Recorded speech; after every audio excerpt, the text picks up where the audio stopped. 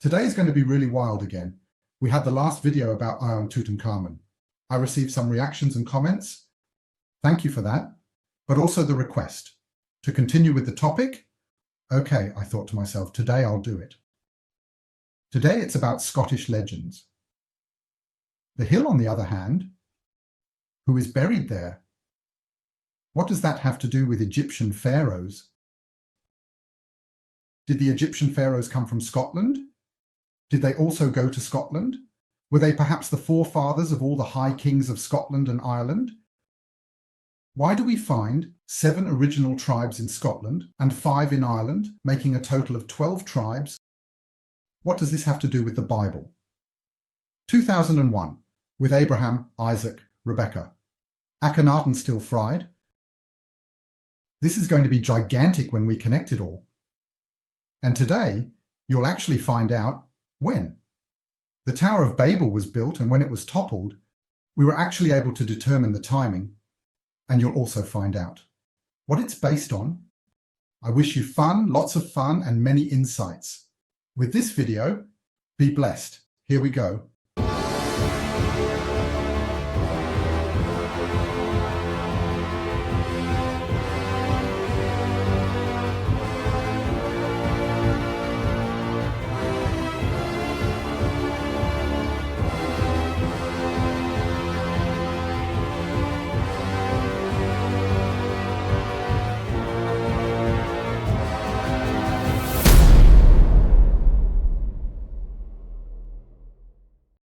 Yes, as I said, we had some reactions to the video with Good Moon, of course, clearly. Of course, when I take on the topic of archaeology and also biblical themes, many people feel triggered. It affects us. And our belief systems, either I change them, or some people become aggressively defensive, which shouldn't happen. That can't be. And I would like to briefly address 1 or 2 comments that were made. This is very interesting. For example, there are claims like, yes, how could someone have had an elongated skull when I was in the Berlin Museum? I saw the bust and it had a hat on. That doesn't indicate anything. It was probably just a fashion. Dear people, I appreciate every comment, but just look it up on Wikipedia. That's all you need to do. Still, Akhenaten, no, the children, Meditator and others, and look at the busts that are without hats, all elongated skulls. Then there were also interesting reports. People often like to use broad generalizations today. All my work would be complete nonsense, total rubbish, because I claim that Akim, for example, a friend of Akhenaten and Nefertiti, would be buried in Amarna and not in the Valley of the Kings, and it would be officially known that he was buried in the Valley of the Kings. I should probably study a bit of archaeology and Egyptology before I write, or claim something like that. Yes, that may all be correct, but I want to share something with you. For example, in this case, Harem-Hab. This is very interesting and shows how blanket statements work. And now I will clarify it for you in a positive way. Because yes, Akhenaten had a tomb made in the Valley of the Kings. Correct. A tomb made. Okay. But it is written that he had a tomb KV 57. Built for himself in the Valley of the Kings. Dear ones, that doesn't mean he is actually buried there. In 1971, no definitive identifications were made. Were remains of the harem found? No. There are even indications that this mummy tomb was used as a mummy depot, possibly also as a hiding place for other burials. Human remains were indeed recovered. However, the mummy of Harem-Hab was not in the tomb. In fact, a wooden coffin of the king measured 206 centimeters in length. Cairo, CGJD. For those who want to know exactly, but it wasn't Harem-Hab lying there, but probably Ramses II. However, this is disputed among scholars, period. Interestingly, the lid shows a youthful ruler. The facial features also resemble those of a young king like Tutankhamun. For example, or Thutmose in Tel El Amarna. And now comes the question, how did I come up with that? On the other hand, we find a tomb designated as Tomb 24, which belongs to a couple named Aton M. Hab. Look there, assigned is Aton. They served Aton and Akhenaten and Harem and Nefertiti. And Harem Hab was a good friend. After all, Mutnechemet, who was supposedly Nefertiti's nanny but was actually her sister, also got married. So it was a tomb from the time of Akhenaten, and during this time Aton, the main god, was a couple of Aton in the Hab was Harem Hab. His name Harem probably originates from Horus, and this was replaced by a pair of Aton M. And his special closeness to Akhenaten is indisputable. Dear ones, you see, that much still appears questionable, and people keep trying with... People have agreed on something in history or in the narrative, and that is defended as dogma, but it is not proven, it is just theories. Egyptology agrees on something for the public, which is then usually adopted unfiltered. For example, there you see how the construct works. It is very exciting. In the Berlin Museum, I then looked at the findings from the Battle of Medinet Habu under Ramses III. I know that the Philistines were peoples who attacked, and they were the northern peoples of Europe. They were ancient Celts. This has been genetically proven today. Okay, by the Max Planck Institute for the Science of Human History in Jena. Then vases were displayed, jugs. I mean, we had a huge war convoy. Of course, women, children, kitchen, and tents were all brought along. You had to keep an eye on everything. And of course, many ceramics were found in the vicinity of the Battle of the Ancient Celts, namely vases, vessels, containers with double spirals, with Celtic symbols, with Celtic decorations. 2001. And what does the museum in Egypt say on all these finds in the display case? It simply says, Egyptian find in Medinet Habu.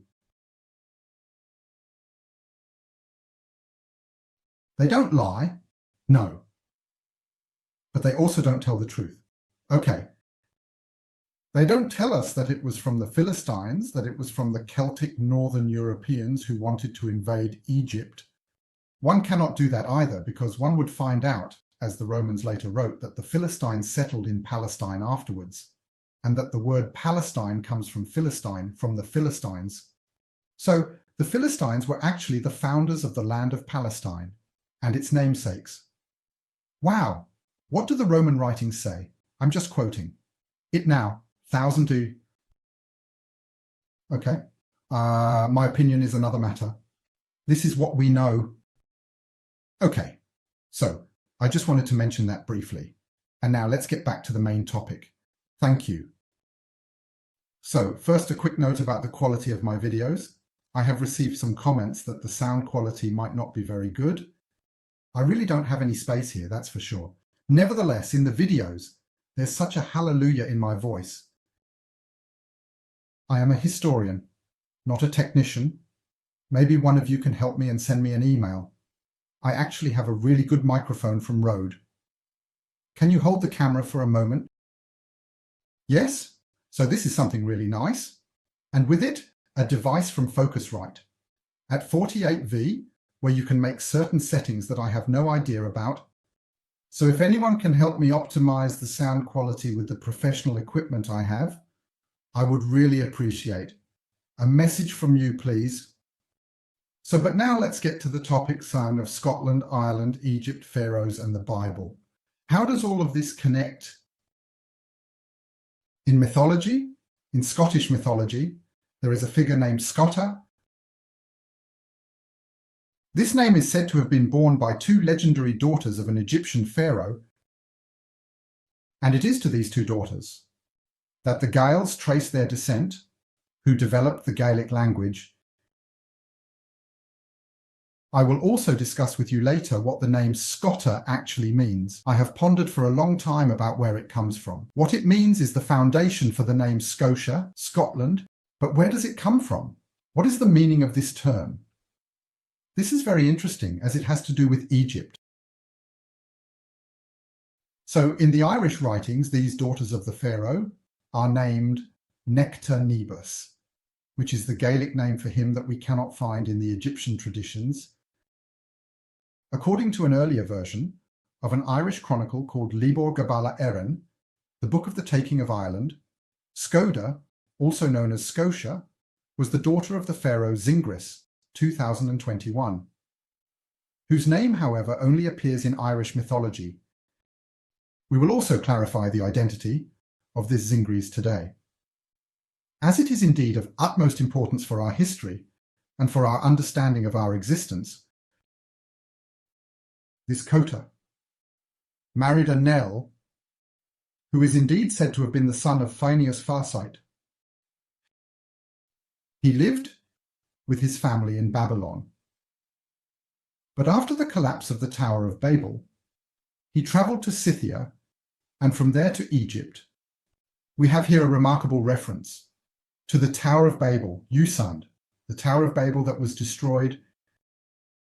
If we could actually prove the existence of these legendary figures, align ourselves in chronological synchronicity, we would know exactly when the fall of the Tower of Babel occurred.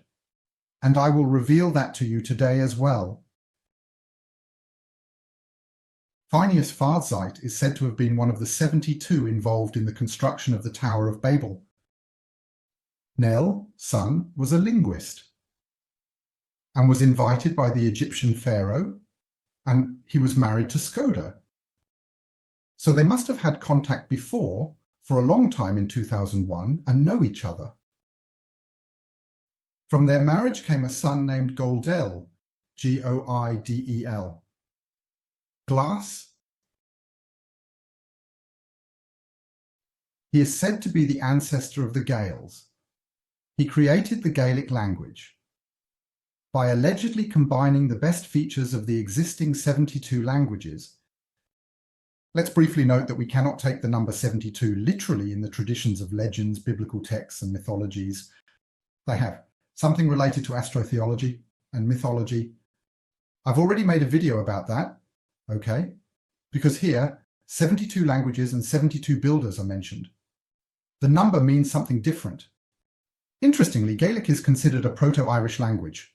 Officially, the Gaelic language consists of Old Norse roots, Celtic, and the so-called Goidelic roots.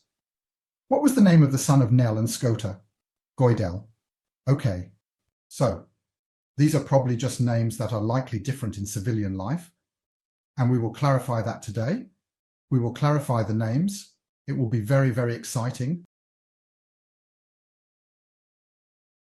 But if the grandfather of Goidel Glass came from Babylon and went to Egypt, the question would be why there are no linguistic components from Babylonian and Egyptian present in the Gaelic language.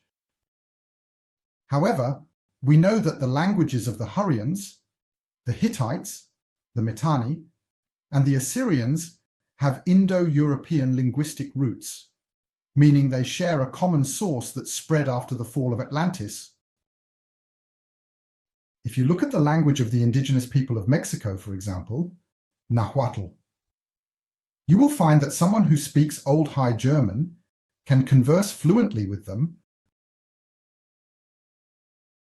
Skoda's grave is said to be located today in the southern areas of a city in Ireland named Tralee, and this place is also called Glen Scoiton, which means Valley of the Little Scota. Okay, she is supposed to be buried there. Who she was, we will clarify today. As I said, definitely, this Goldwell glass is not only considered the son of Nell and Skota, but also, and this is where it gets interesting, he is described as a descendant of Noah. You see, this is getting more and more interesting. Just by the way, Abraham is also a 10th generation descendant of Noah. And with that, he would not only be a descendant of Noah, but as mentioned, he would also be related to Abraham and the later Moses, and you will find out that he was definitely related to Abraham even today, and closer than you would assume. You know, many scientists in 2001 date the immigration to Ireland, for example, to the period between 325 and 50 BC.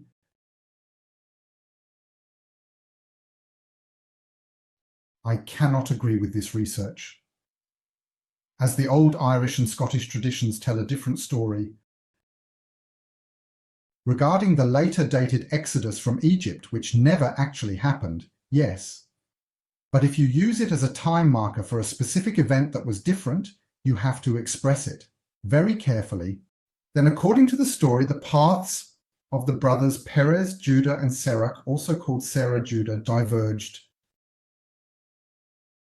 According to legend, Serach, Sarah Judah, went to Spain and founded the city of Serach Sara Saragossa. There, in the flag of Saragossa and the region where it is located, it speaks volumes about the biblical contexts. The story. That had been told there for a long time. That was later in the 6th century, about Tamatea Tifi. They said that they went with their family and the prophet Jeremiah to Ireland and Scotland, exactly where the legend of Goldel Glass took place before. But when exactly did the legend of Goldel Glass take place? I have created a timeline on which you can actually determine the date of the destruction of the Tower of Babel. The following happened to us. I'll explain it to you briefly. I want to keep our source confidential for now, but we received a tip that this Kota and this Nell not only had close contact with a pharaoh, to whom this Gotha was the daughter of a pharaoh, but we were able to narrow it down to the time of Akhenaten and Nefertiti. Incredible. Here, the parents of Tutankhamun were Akhenaten and Nefertiti. Known to us as Nell and Skota, to our knowledge, and with that, I can place it in a timeline because we know when Akhenaten and Nefertiti ruled, right? It was around the time of approximately 1350 BC. Yes, plus or minus 1300 to 1340. There are various figures that differ by about 10-15 years. But let's say, roughly speaking, to get a timeline, around 1350 BC, this Nell went to Egypt with his father, Phileas Farsight, married Skota, and they had a child named Gold Glass, and then went from there to Scotland. Okay, that's the legend so far. Yes, we will now also start looking for clues and traces. So if we base our timeline on this, then, as mentioned, we can also roughly determine the destruction of the Tower of Babel. So now it gets interesting, around 1380 BC.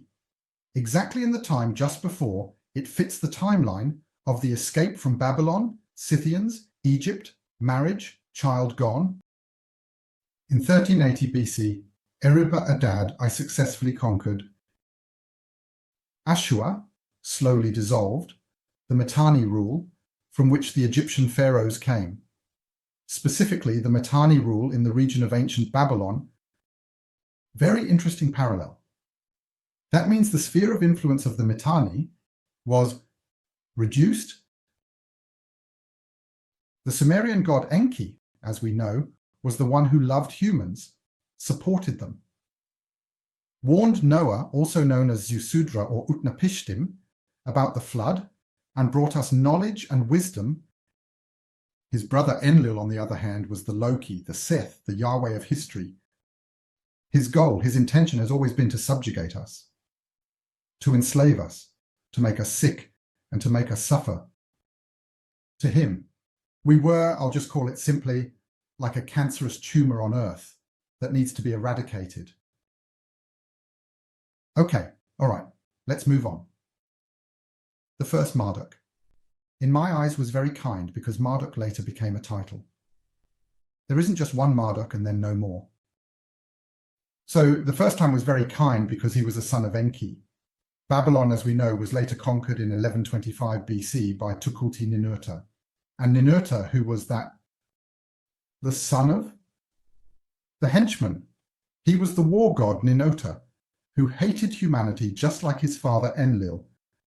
Babylon was conquered by the descendants of Enlil, the god of the Old Testament, and the statue of Marduk. The son of Enki was removed. That is exactly the time, between 1380 and 1125. The sphere of influence of Babylon kept declining. We therefore assume that the Tower of Babel must have fallen around 1380 BC. So could it be that Egyptian pharaohs actually went to Scotland, maybe even returning to their old homeland? Could it be expressed that way?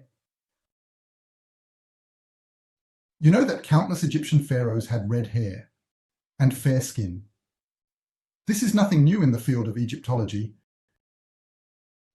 It's just not often talked about, right? In my book, Moses' Path of Truth, I explain to you in detail that the previously residing pharaohs of the Hyksos dynasty, for example, came from Northern Europe. One of the predecessors of Ramses III, for example, Ramses II Towers, was red-haired and 190 centimeters tall. The grandparents of Akhenaten and Tutankhamun were named Julia and Tuya, and they are described as blonde. The daughter of Pharaoh Cheops supposedly had blonde hair. Cleopatra VII was depicted with red hair in frescoes. And the busts and facial features are indeed Greek. The daughter of Cleopatra VIII, Selene, was also reddish blonde, more reddish brown actually, just like Mary Magdalene, just by the way. King David, interestingly, is even depicted in Jerusalem, as being from London, and his son, King Solomon, with reddish brown hair. In Egyptian coffin texts, Horus and Ra are actually depicted with blue eyes. Father Abraham was referred to as Hyksos in Egypt. Interesting. That's exciting. What does that suggest? They all come from the far north of Europe. The wife of Moses, Zipporah.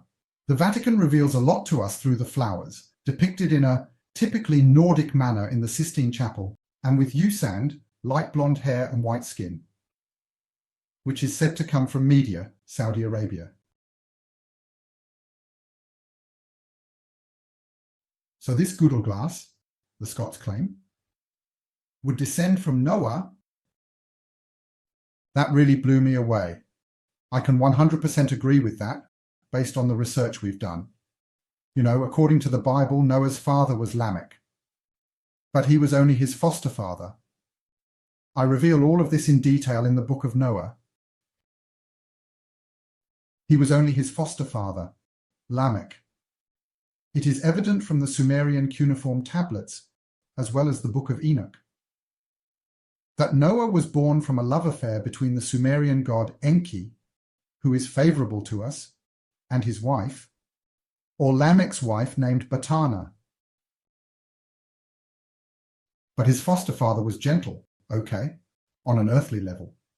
However, he is also described as having white skin, blue eyes, and ash blonde hair.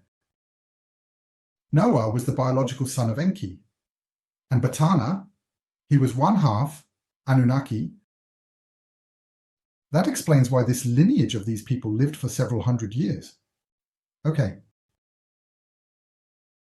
Marduk was also a son of Enki, just like all his descendants, whom he fathered with the earth woman Sachepanit. So Marduk also took an earth woman as his wife. 2001, okay? Just like Enki fathered Batana with an earth woman, they are basically a type of Nephilim, but they were not giants in the classical sense. At the time of the Tower of Babel, my dear ones, Babylon was under the patronage of Marduk, okay? And his descendants, with Nil, likely also being a descendant of Enki and Noah. Because Nil was not only a scholar from Babylon, but also a prince. What is still unclear is which exact lineage Nil came from, but we will clarify that as well. Abraham is in the 10th position in the lineage. He is in the 10th generation after Noah through his son, Shem. According to the Bible, the sequence is, as mentioned, Noah, then comes Shem, Arphaxad, Shelah, Eber, Peleg, Ro, Serug, Nahor, Terah. Remember, for me, Abraham and his descendants did not come from the land where it is claimed. For me, they came from Mitan. Why? Because the Mitanni Empire was originally settled for a nomadic people, called the Terahites. Terahidin sounds like Terach, and it is so, because we find a capital in Mitanni called Haram, like the brother of Abraham. We also find Abraham's grandfather, who was named Nahron. This city also exists in Mithang, named exactly after him, and Zero as well. And you can definitely see the lineage, as cities have been named after them in Mitanni. The line of Shem, also called, is very interesting. His son Asher, for example. So, essentially, the grandson of Noah is said to have founded the city of Ashur, later known as Assur, the later Assyrians. And from this lineage, a so-called tributor, whom I have already reported on, is said to have emerged, who founded the city of Trier, Treverum in Germany. When visitors from Assyria arrived in Trier back then, they were surprised to find that the same language was spoken in the German Trier as in Assyria. The historian, ethicist, philosopher, mathematician and physician Ibn al-Abri, Germanized as Al-Bufaraj, actually called Assyria the land of Artor, after the thunder god Thor. The Aryan Thor, the land of the Nordic gods who descended from Thor. And I also found it very remarkable that this is being told by a Muslim scholar. So let's briefly summarize. This Phineas Farsate was of royal descent and fled after the fall of the Tower of Babel. And at this point, Nell's father must have flown from Babylon over the Scythians to Egypt. Okay? A land of Enki. Marduk was the son of Enki. Okay? Alias Ra-Marduk was Ra in Egypt, and he had two male descendants, Marduk, namely Satu and Asar. These are none other than those we know in Egypt. Satu is Seth, and Asar is Osiris. Just by the way, Nell, the son of this Phineas Farside, is described as a prince, okay? So Phineas was either a king himself or of royal blood, the brother of the king, the brother-in-law of the king, something along those lines. In any case, closely related. Regarding the conquest of Babylon by foreigners, it should be noted that it actually couldn't have been that easy, because you might know the famous Ishtar Gate, this blue gate, which can be admired today in the Pergamon Museum in Berlin. And that attests to its true grandeur. The walls on the shore now hold on tight. Were up to 8 meters thick. The fortifications were 17.5 meters. And the outer walls were even 27 to 30 meters thick. Thick in its width. Just think about that. The height was also between 25 and 30 meters. Ladders won't get you any further. The roadways. You could have roadways on the wall, it was that wide. Yes, they were up to 12 meters wide. Any war machine could pass through. The famous historian Herodotus, for example, gave the total length of the wall around the city as 86 kilometers. Maybe it was a bit exaggerated. In modern archaeology, they assume 18 kilometers. But let's leave that aside. It's not that important. The writer Pausanias, for example, who lived in the 2nd century AD, wrote that one might be tempted to imagine that demons with superhuman powers had destroyed it. It is not for nothing that the wall was once actually one of the 7 wonders of the world. Well, I could actually imagine walls being torn down by giants, okay, who also lived in these areas at that time. But maybe we'll go into that in a separate video. Okay, so let's go back. I'll give you some scientific hints now. Okay, let's dive into archaeology. To further solidify this thought construct, this mental bundle that we are currently building, Dr. Zahi Hawass, Director of the Supreme Council of Antiquities of Egyptian Antiquities Research, conducted research using the latest DNA analysis techniques and examined 16 mummies.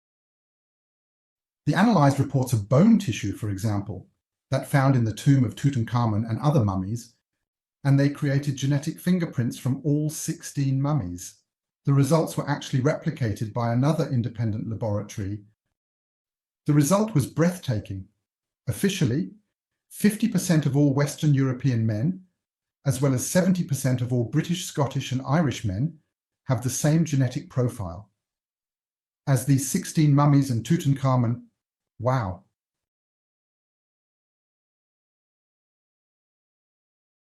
Now, many media outlets have announced that 50% of all European men are descended from Tutankhamun. 2001? No, that's twisting the truth again.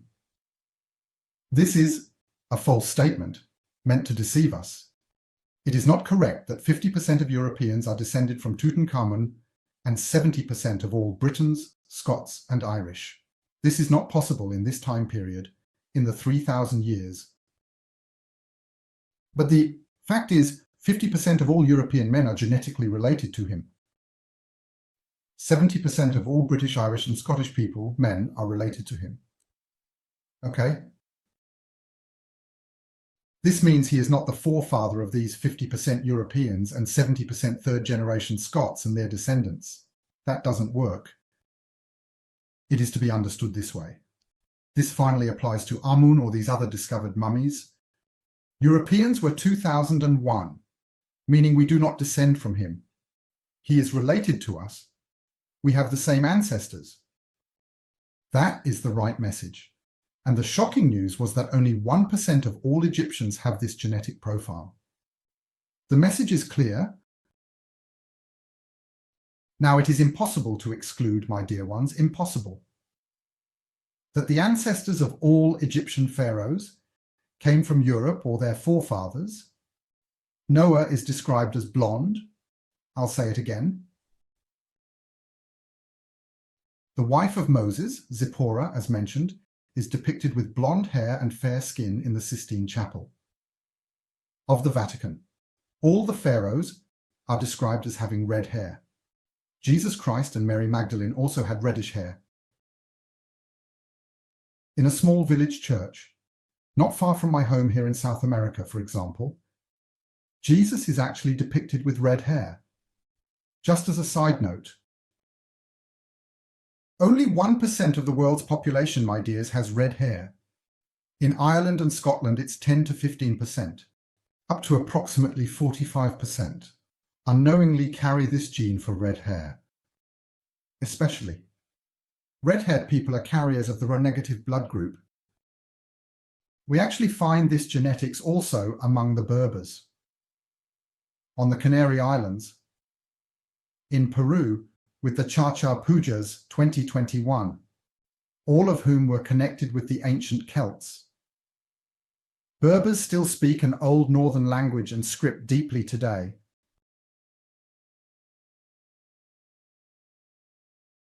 Maybe you have never heard of Julia and Tuja. The names sound very interesting. Me neither, for a long time before I realized that they are actually an important key to history.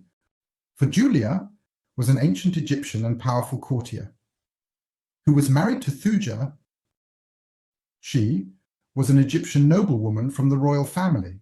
Her daughter became the wife of Amenhotep III. Thus, Julia and Tuja were the grandparents of Akhenaten, the great-grandparents of Tutankhamun, and the grandparents of Henut-Anibu. Oh, now we come to an interesting name for the first time, Henut-Anibu. My theory and observation was that they all came from Mitanni. There are the Amarna letters which confirm this. In my last video about Tutankhamun, I already touched on this and mentioned the royal lineage of the Egyptian kings of the 18th dynasty.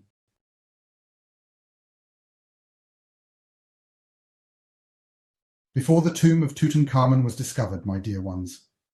This was the most spectacular tomb ever found in the Valley of the Kings. Of those, and many Egyptologists believe Julia and Tuja were of foreign origin.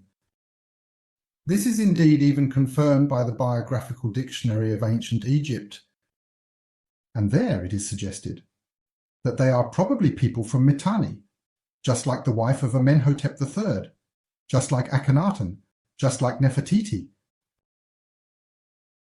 Interesting. And it's also interesting that the knowledge about horses and chariots came from Mitanni, which then practically spread in Egypt. The facial features of both are actually described as non-Egyptian, and they were. Described as having blonde hair. In the British Britannica, they are even factually described as Mitanni. Was I perhaps right all along in assuming that the Egyptian pharaohs of the 18th dynasty, also partly thought to be the Hyksos, and kings from Mitanni or from Mithamian? I've been criticized for saying Handien. I just like to say it that way. It simply sounds nice to me. Okay, the correct way is with honey, of course, but we know that names are just sound and smoke, and even the word with honey is pronounced differently in other cultures. So, everything is fine as it is. The important thing is that you know what is meant. Additionally, there is the fact that their genetic ancestry, as mentioned, is from Scots and their kin. This rewrites history. And these are not all the clues we have. Let's continue. You know, Tutankhamun was chronologically in the 14th century, before Ramses III and Moses. The Ramesside period came after that. In the 13th century, the 12th century, it was well known that not only Tutankhamun, but also other pharaohs came from Ireland, Scotland, Britain, and the far north of Europe. With the move of Goldel Glass and his family to Ireland and Scotland, they returned to their ancient homeland, knowing. And remembering their origins from Atlantis and the subsequent Atlantean era. Remember, Horus was baptized by Anub the Baptist in the Eridanus, which is clearly identifiable with today's Aida. In northern Germany,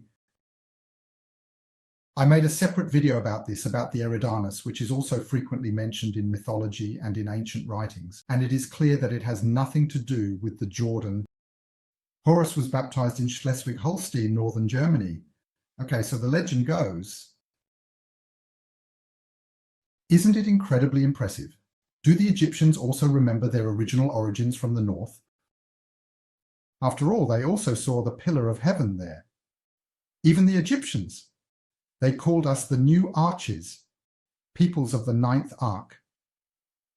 Irish, British, Scots, Danes, Dutch, Germans, Belgians, French, whoever, all originate from the last northern remnant of Atlantis, in the North Sea of the former, land, and around it.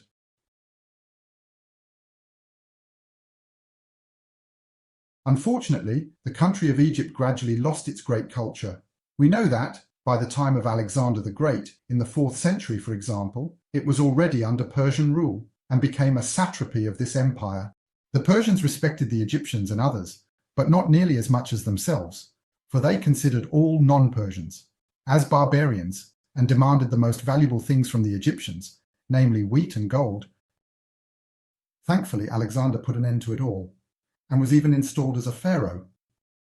I might write a book about this remarkable fellow in due time. It is very interesting. The Romans recognized Egypt as an excellent granary. We know that they shamelessly invaded this land under Emperor Augustus, 2001, during the times of Mark Antony, Cleopatra VII. The rule of Mark Antony over the Western or the Eastern Roman Empire in this case, who was also the lover of Cleopatra VII, faced a huge power in the Western Roman Empire with Emperor Augustus. Mark Antony and Cleopatra loved the Greeks. And the Egyptians, they loved him, their culture, the philosophy, and also supported. Hold on tight, if you know the explanations, you know it. They supported Jesus Christ and the early Christians in their endeavor The daughter of Cleopatra VII was always called the Christian, and her tomb is the tomb of the Christian. Very exciting. But I explain that in detail in my book, Jesus' Brothers and Thomas, My Life as an Apostle, that is. Augustus, on the other hand, was a true Roman through and through. We know Rome, what is Rome, intrigues, power struggles, mass executions, enslavements, exploitations. Those were the methods of choice in your time, a system that is still in use today, as you know. Unfortunately, the story did not end well for Cleopatra and Mark Antony, at least officially, as we know. For example, Sigmund Freud describes in his book Moses and Monotheism that Moses was an Egyptian. I have also written about this. We know that a Hebrew, and I silently agree with him. He refers to the works of James Preston and Edward Meyer and dated Moses to the time of Akhenaten and Nefertiti, which seems logical because he is associated with the heretic king or the heretic pharaoh around the revolution of religion, but actually he lived, I would say, 200 years later, approximately.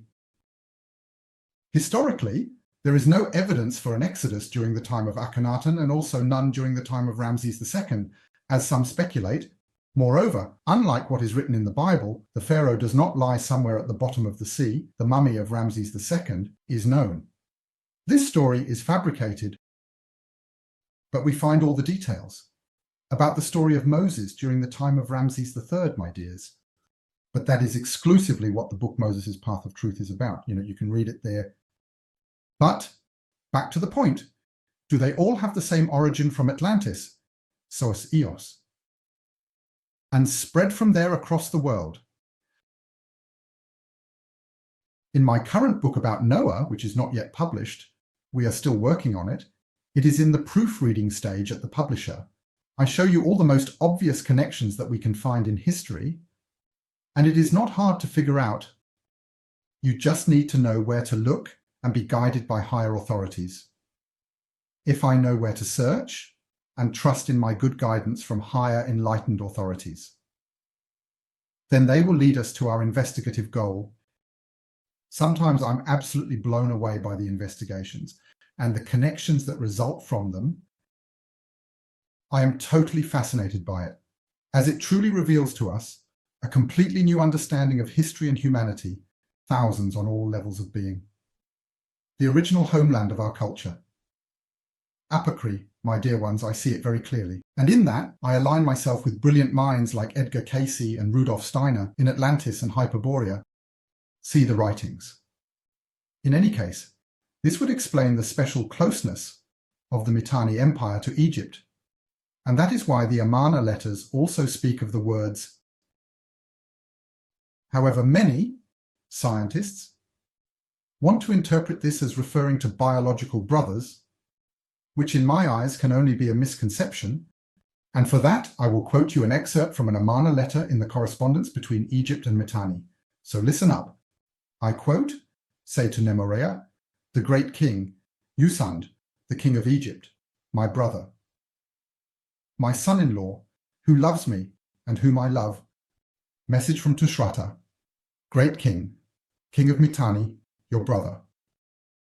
Here, the word brother definitely always refers to the country, not the person.